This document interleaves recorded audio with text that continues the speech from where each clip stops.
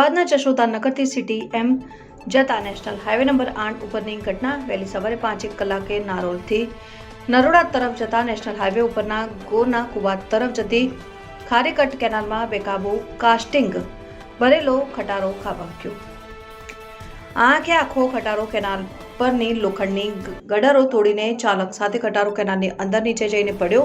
ખટારા ડ્રાઈવરનો સામાન્ય ઈજા સાથે બચાવ થયો। બહાર આવીને તેના માલિકને કરી જાણ। અમરાઈવાડીના ધારાસભ્ય શ્રી ડોક્ટર હસમુખ પટેલને આ ઘટનાની જાણ થતાં જ એએમસી તંત્ર તેમજ શહેર પોલીસને આ અંગેની જાણ કરાઈ। ખાટીકટ કેનાલને થયેલા નુકસાન અને લોખંડની રેલિંગ સહિત આરસીસીની દિવાલોના નુકસાન સાથેનો તમામ ખર્ચ જવાબદાર ખટારાના માલિકની કંપની પાસેથી વસૂલવા અને તાકીદે નેશનલ હાઈવે ઉપરના આ માર્ગ પરની મરામત કરાવી લેવાની સૂચનાઓ અપાઈ।